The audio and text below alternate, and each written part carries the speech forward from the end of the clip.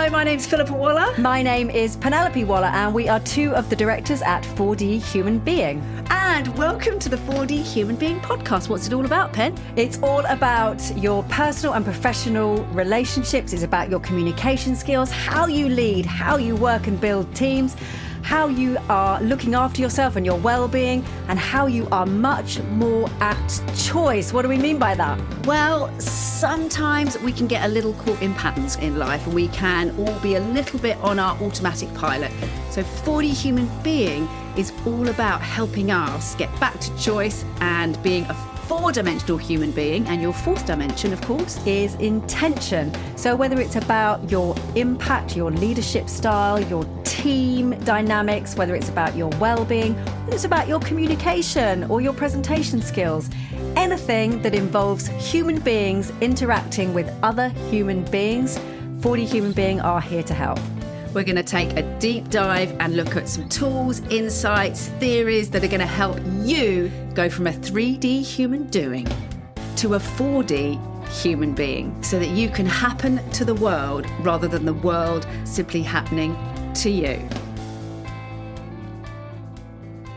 Good afternoon. It is indeed afternoon. It is afternoon on a lovely, was sunny Friday, now a very rainy Well, Friday. I was just talking to someone about this, and in fact, very in tune with one or two things we're going to talk about today. Everything is always changing, and the weather is definitely, because I was in a T-shirt on Wednesday, and apparently it's going to be 0, it's going to be potential snow.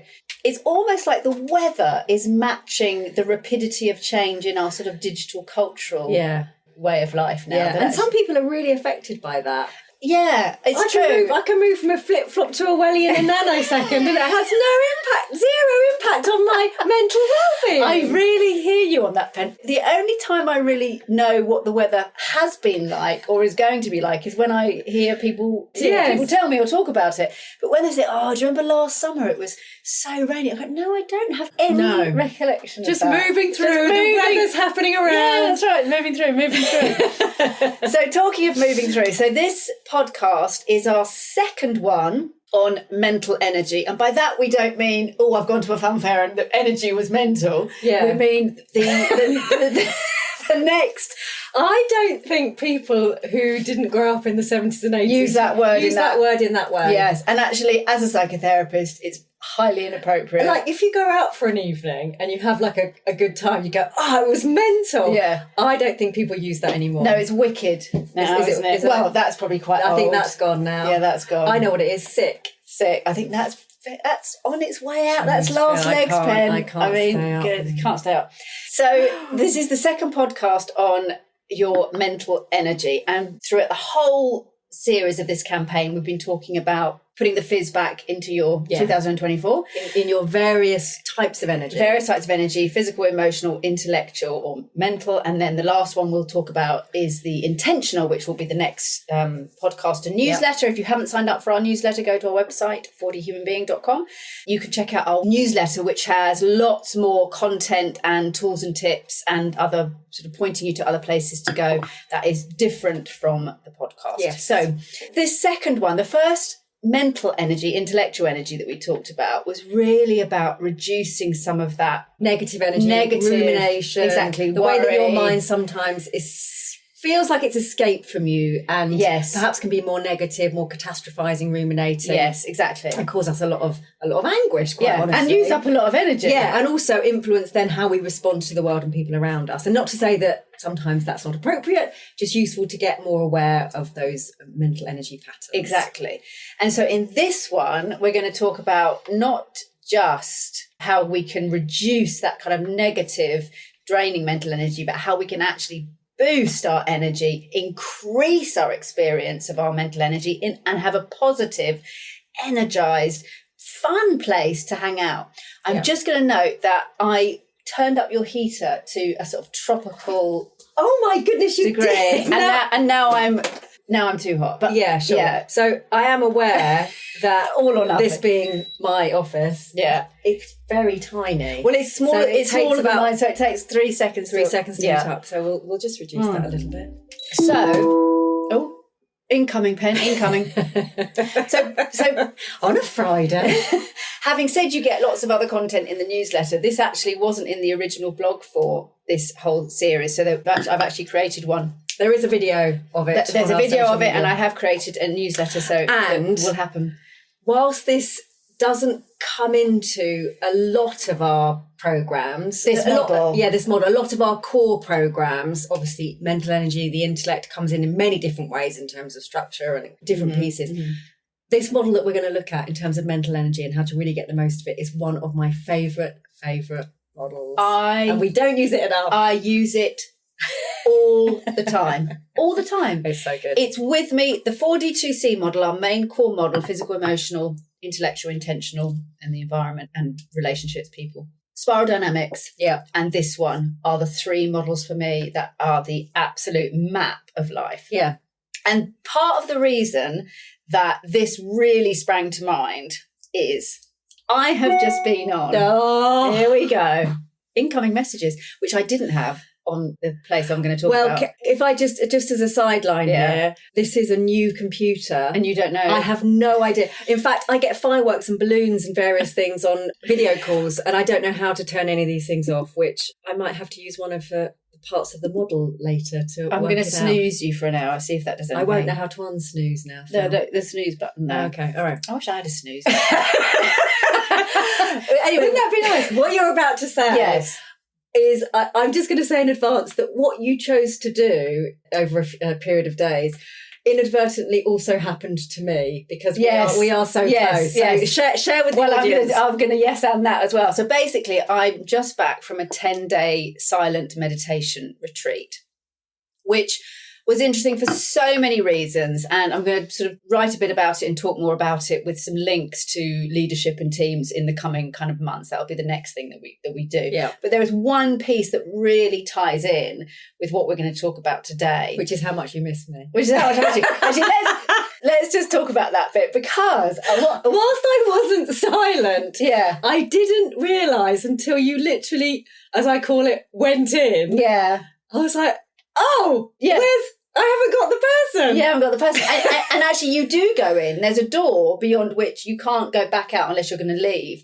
And your phone is on the other side of that door. Wow. So that's your choice. Yeah. Once you're in, you are in. You've got no phone, no writing paper, no pen, no reading, nothing. And I was kind of celebrating and supporting you doing it. This is what to do. This is great. And then as soon as you went in, I was a bit bereft, to be honest. Well, I'll tell you, Pen, because I'm not sure I'd fully sort of thought that bit through. And when we first went in, we had to fill out a form. And who will be left bereft now? Well, no, so honestly, there was a bit there that basically said, can you outline any major events in your life? And I'm assuming that was that they had a check-in if anybody had any particular trauma or anything, that if anything came up for them during any of the sessions, or there are sessions where Goenka, who was the originator of it, it's all on video because he passed away, died in 2013, but he's telling stories.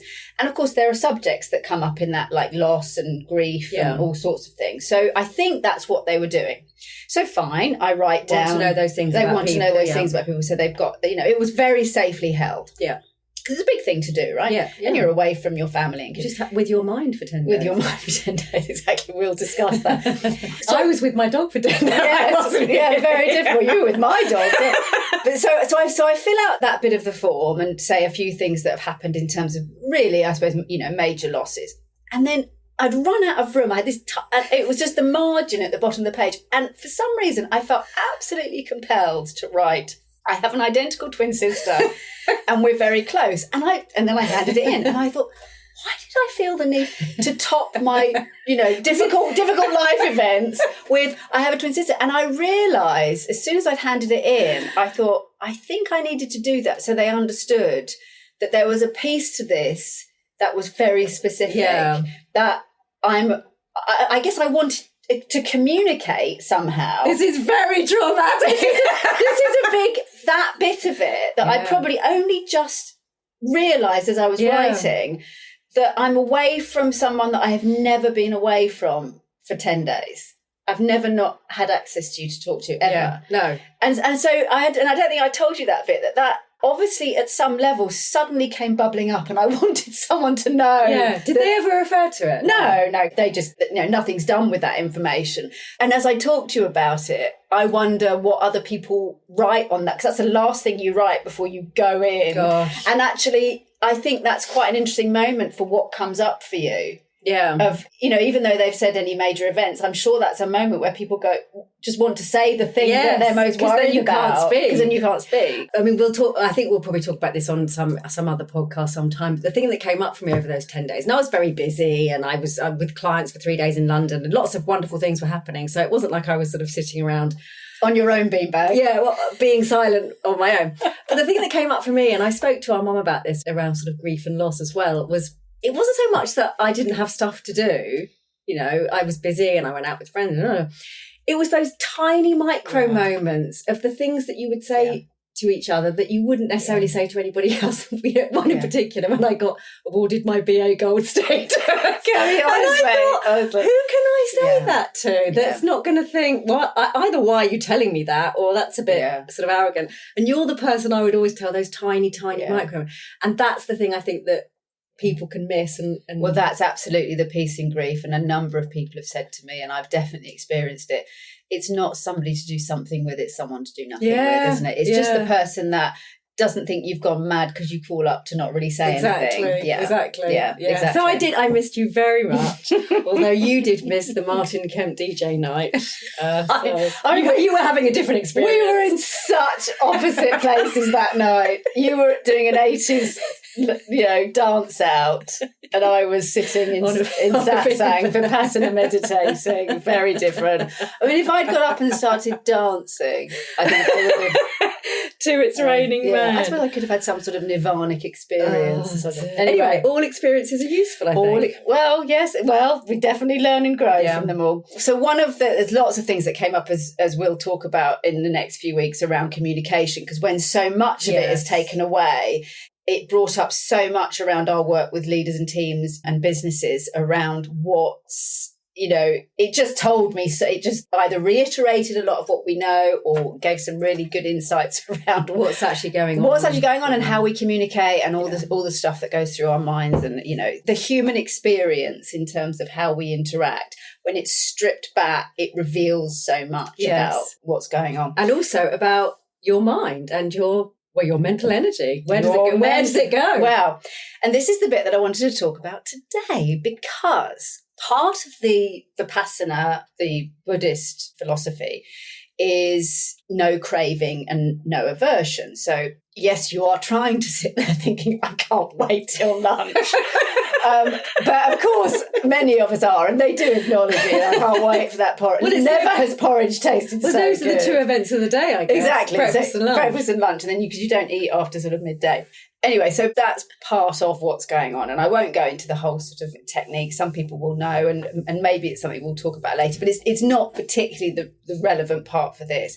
What became interesting is, aside from the obvious of I can't wait to go to bed or can't wait to eat, and, you're using that as part of what you're noticing around what happens, that we like stuff and we don't like stuff. And of course, this is happening around people. You would call that the same, craving or aversion. Yeah. And how much all of those patterns cause us suffering, because we either want it to be different from what it is. Yeah. And the whole philosophy is, it is what it is right now. It's ever changing, and it is what it is right now.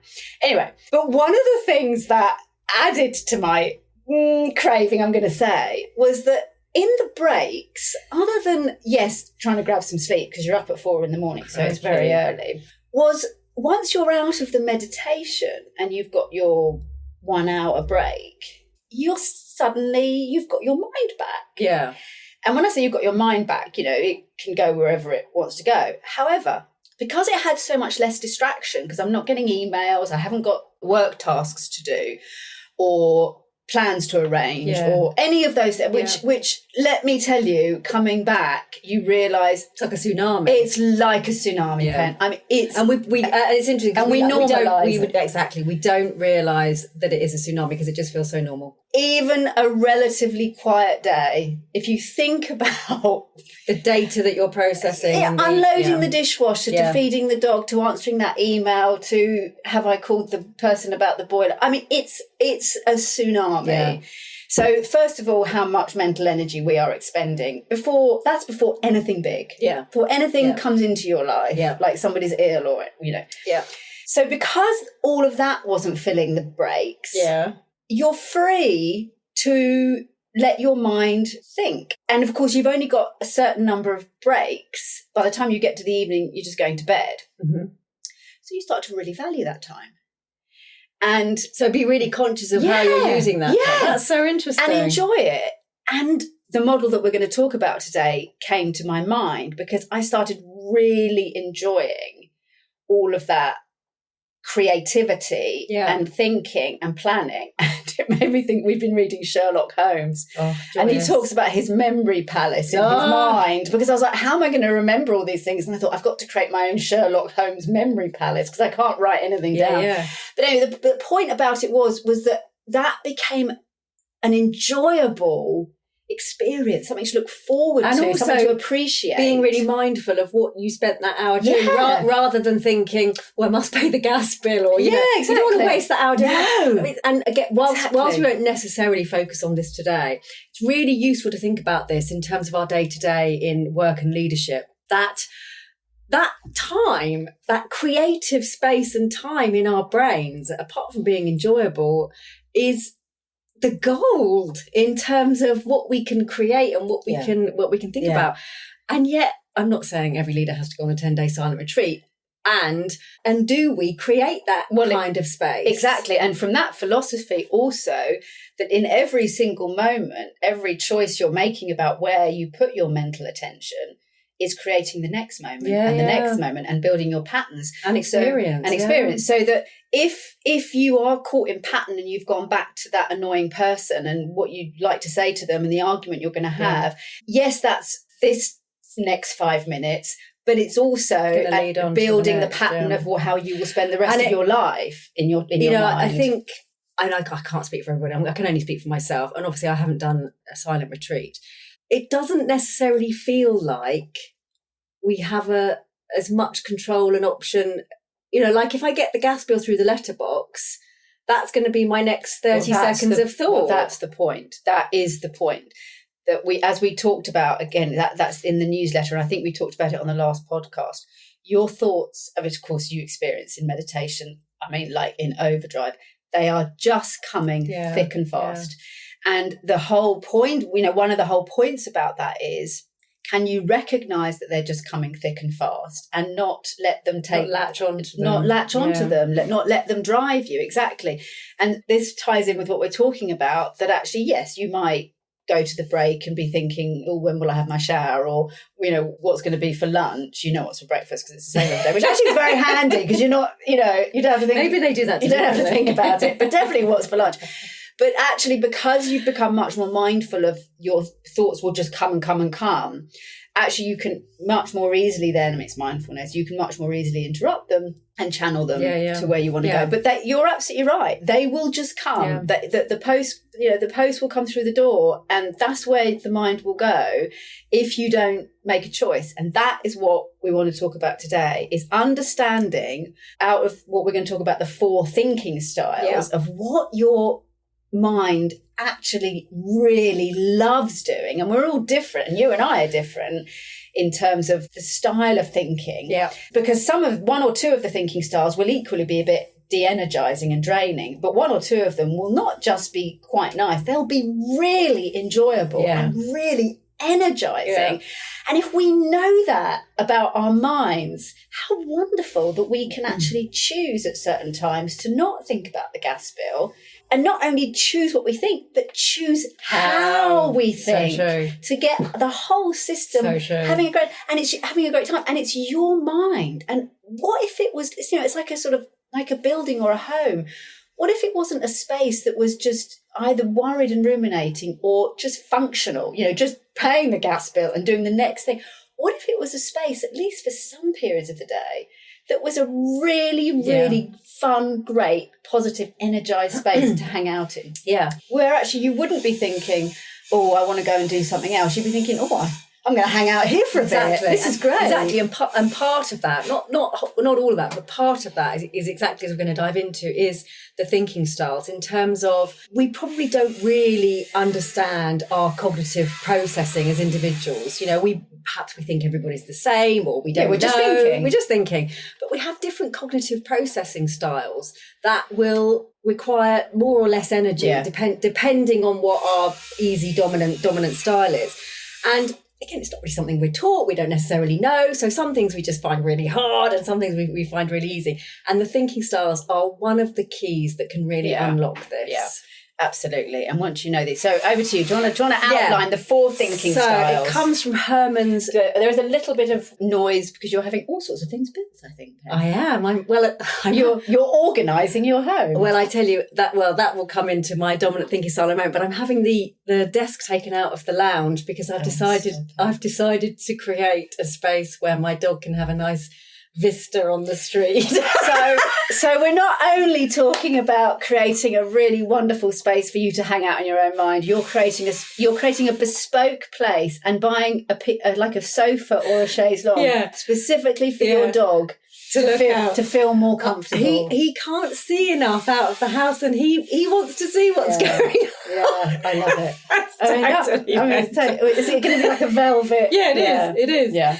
It's going to be called the Bare Throne. A quick word from us at 4D Human Being. If you're enjoying the show, please do click follow so that you can have the 4D Human Being podcast instantly in your feed. And we'd love it if you liked and reviewed us. Let us know what you think. Please do think of 1 or 2 people that you could share the 4D Human Being podcast with. Somebody who would really benefit from the content you're listening to right now. Back to the show. Anyway, so the 4 thinking styles, this comes from Herman's brain dominance model. And you can look it up. We use it in very, very practical ways, particularly when we're working with teams. Yeah, communication. It can really change how you communicate and feel about people, which we'll get into. It can also really change how much mental energy you need to use. So the 4 thinking styles are as follows. So the first one is fact-finding. Should we list them all and then unpack them? Yeah. The second one is organising. The third one is improvising, and the 4th one is meaning-making or relational thinking style. So fact-finding, organising, improvising, and meaning-making. Yeah, Herman calls it relational, we call it meaning-making.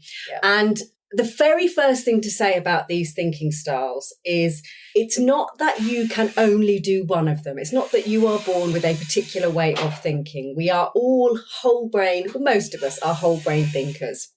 It's just that you are likely to have 1, maybe 2 more dominant styles based on what you've inherited, what you've learned, what you've needed to do in your life, etc., etc. Yeah. What's interesting, I think, is to understand that, but also to expand into that whole brain thinking as and where you can.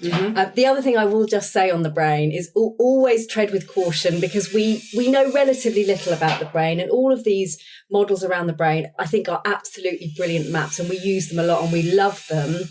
And of course, research is ever developing. Exactly, they are not the definitive answers to everything. No, they are a map. Yeah, but really, really useful. And you can split these thinking styles very broadly into what has been called the sort of left and right brain thinking. So that more sort of detailed, focused thinking, and that more sort of expansive thinking. So again, that's a model of the brain. Yes, check out Ian McGilchrist for the brain hemispheres. I think he does the best job, one of the best jobs at really outlining really what's going on, as opposed and how they work together. Yeah, and how actually if part of your left hemisphere is damaged, the right hemisphere might be able to pick that up. So it's more complicated. It's complex. But anyway, but basically, fact finding, organising, improvising, and meaning making, and these are ways of thinking and communicating. So this is not about knowledge; it's about how your brain will look for and process data and information. And you can think. Exactly. And you can think about this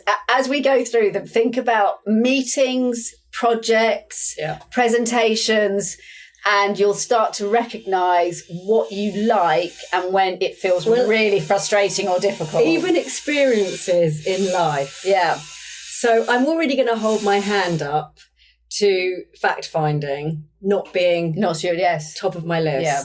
In fact, it's bottom of my list. Yeah, that if you go on holiday to research things to do there, it's very draining. Very hard work. Yeah. So I do look to you for that. I remember when I moved to and our brother-in-law was very good at that. When I moved to a village in Italy, I'd lived there for I think 5 years, something like that.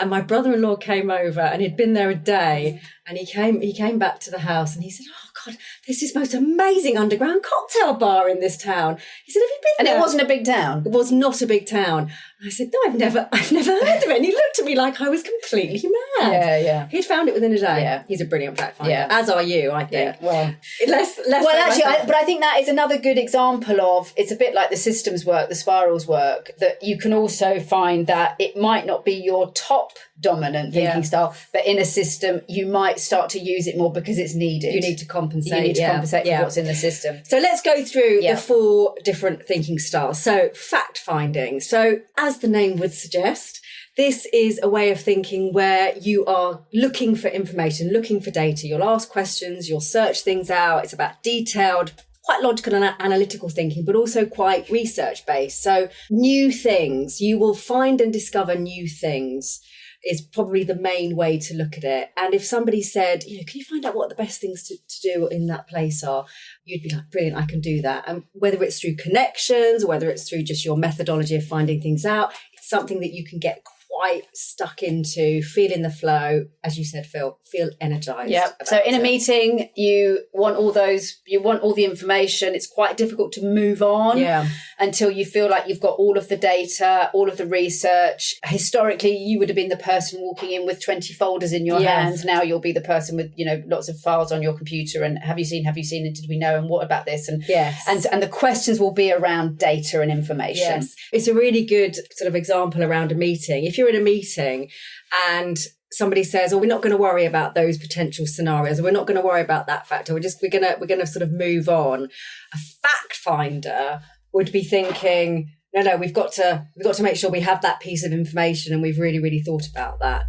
So exactly. It will also influence how you then end up feeling. Exactly. Oh, 100%. The important thing to say on this, and another reason we love it, is yes, this is a wonderful way to think about maximizing your mental energy and really enjoying your mental energy and enjoying meetings and collaboration much more. But it's also really, really important when it comes to collaboration and teamwork, because so many times we see people feeling like they don't get on with people, or people annoy them, and it feels like an emotional issue, or meetings are not productive or useful. Whereas actually, it's a cognitive framing problem. Yes. It's a thinking style problem that either the meetings, the project, or the person is operating from a different thinking style, and it's very, very frustrating for you. Exactly. So the second one is organising. Again, still in that kind of more detailed and logical thinking on that left-hand side of the brain. This is about structure, patterns, spreadsheets, bullet points, organising, agendas, timelines. It's me in a meeting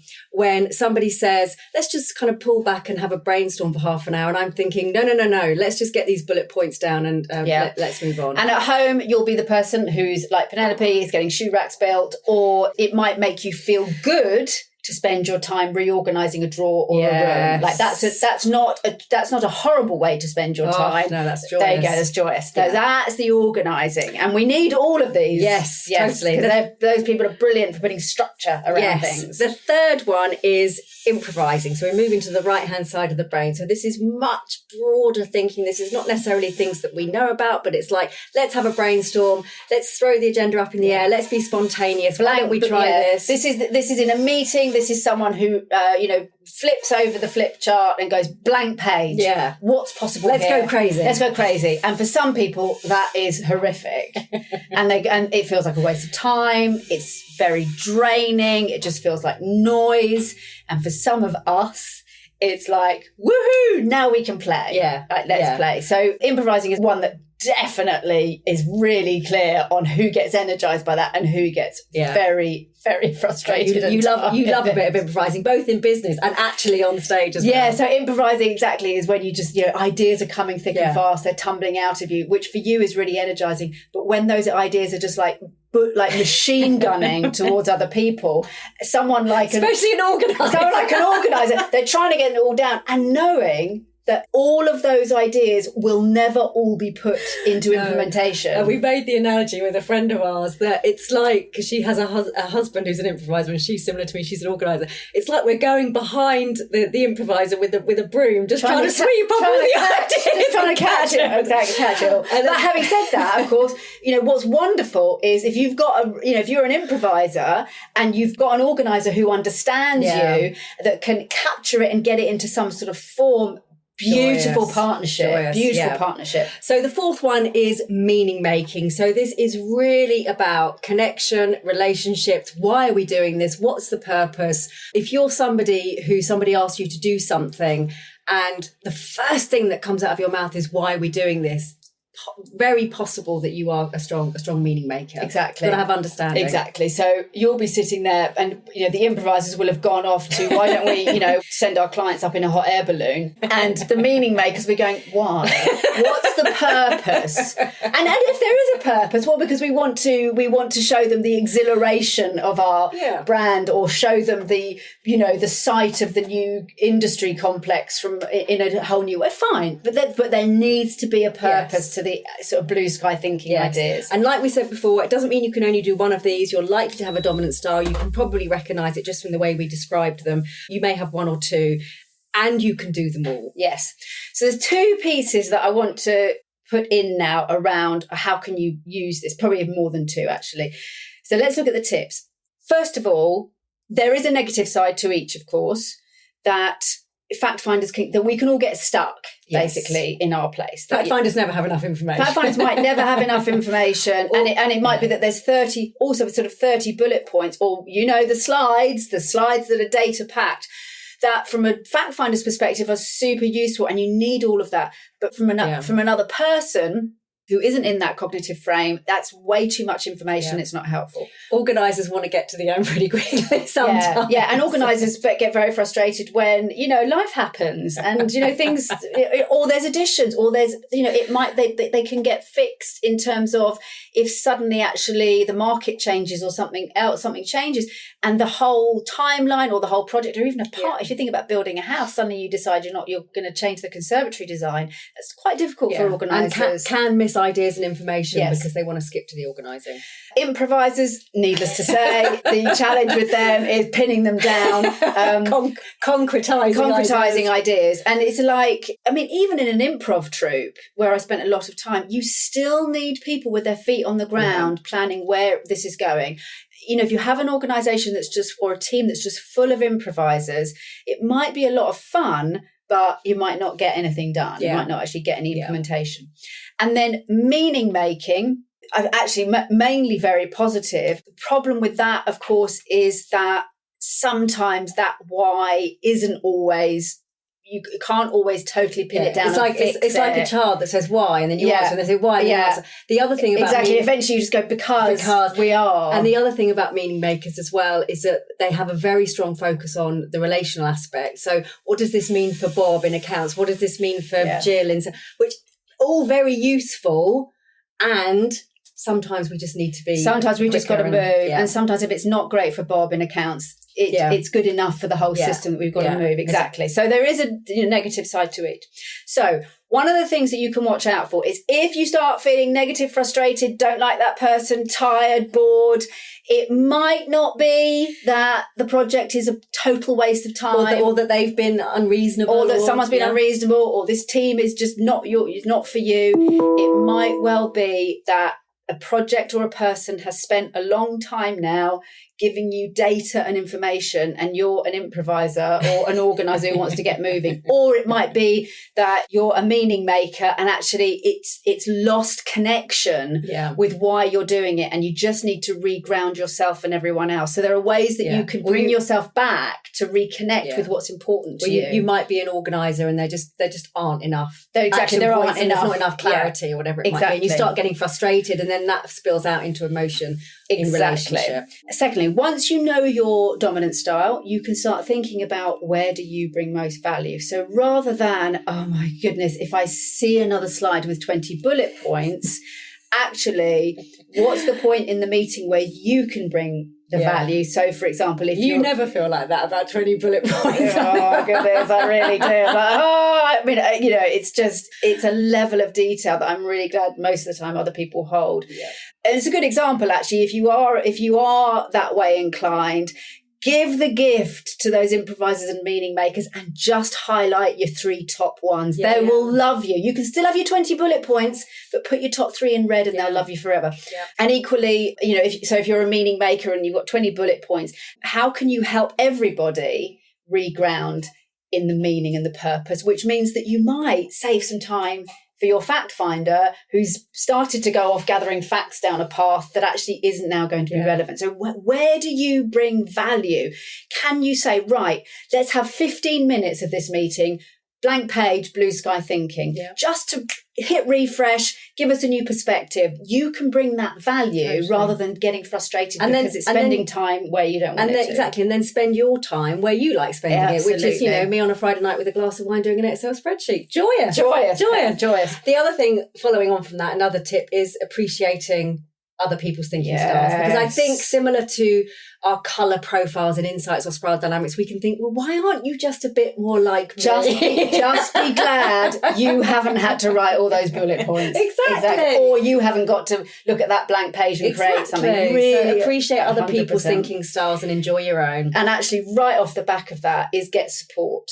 So if you can, again, to save that mental energy so that you've got more time to spend in a place that really energizes you and that you enjoy in your mind, it's where you can. This isn't about sort of dumping your work on other people, but where you can somebody support you in an area that's really easy for them? Yeah. So you and I do this all the time. So you will call me, Penelope will call me to ask for some quick ideas on a program or proposal. That is very, very enjoyable for me. Yeah.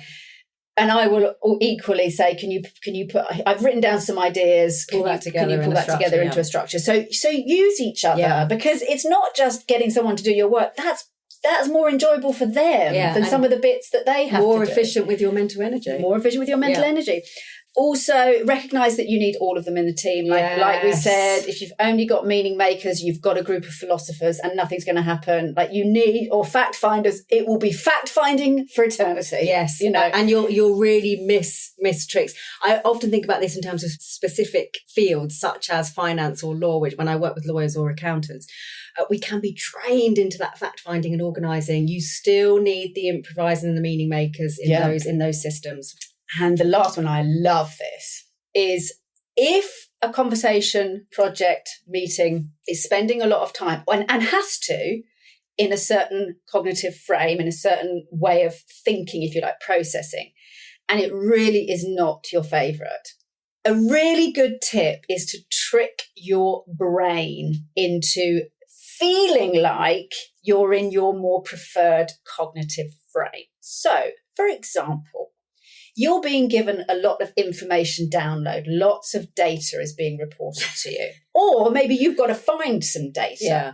Get a blank page out. And if that's not your thing. You're an improviser. Get a blank page out. Draw some colourful clouds and bubbles. Make a drawing out of it and put the information into that you can trick your brain into it feeling like it's more expansive, more improvising, even though what's coming through that improvising door is the data and the facts. Yeah. Equally, we wrote down a sort of load of these, didn't we, of how you can use it. So, for example... Well, I feel similar with my kids as well. Sometimes I do things like, I'll say, can you tell me 3 things about this? So giving a kind of a structure around something for some of us, not all of us, but for some of us that's easier. So that's really nice. So you can help. You can help an organiser to be more creative. Exactly. Can you give me 3 what ifs, 3 big ideas? Yeah, and it feels like you're organising. Yes. But and put them in a pyramid. Yeah, exactly. Put them in a pyramid of priorities. Exactly. Anything like that. Well, also, the other thing I'd say is if you're doing meetings, time zone them out. So say we're going to spend 20 minutes brainstorming, and then we're going to collect the information, and then we're going to, so that everybody's brain starts to feel a bit calm, that they know their bit is coming. Exactly. And then finally, just to touch on the meaning making, equally, if you're a meaning maker and I don't know, there's lots of time in organising, you could look at those phases of let's say it's a timeline of different tasks that need to be done. And you could quickly do a mind map, a kind of arrows from that timeline of what each of those sections are going to mean to either your colleagues and team internally or to end users and customers. So you can use your cognitive frame, even though it might not be the one presented to you. So you are energizing your mind. You are not just sitting and trying to manage the drain. You are going from brain drain to brain gain. You are energizing it and loving to hang out there. And suddenly that kind of bullet point meeting is suddenly full of clouds and bubbles and drawings and feels much more enjoyable and fun. It's all about ideas now. It's new ideas, not just facts. Exactly. Yeah. So it's a really nice way to understand and manage your mental energy, your 4 thinking styles. Yeah, so enjoy the wonderful space that is your mind. Go from the stress or anxiety of work, a little bit like going from the serenity sometimes of the meditation mat, and really, really think, actually, over this lunch break, I'm really going to enjoy my mind. I'm going to let it be a space that energizes me, makes me feel positive and full of possibility, because I am using my preferred thinking style. Enjoy. Thank you so much for listening to this episode of the 4D Human Being podcast. We hope you enjoyed the show. Do take on board some of the insights, tools and tips, because every time that you try something new to get back to choice, you are making a vote for the you that you want to become. And I love that phrase, Pen. I do too. And please do share this episode with somebody that you know would really benefit from the lessons and learnings we've been chatting about today. And of course, if you're interested in more from 4D Human Being, do get in touch. We run workshops, trainings, online, in person, conference events and keynotes. We've got the 4D OnDemand platform for your whole organisation. And we do have a free Essentials membership where anybody can sign up for absolutely free to access some of our insights, tools and tips. So do get in touch with us if you'd like to hear more. We cannot wait to hear from you and to carry on the conversation.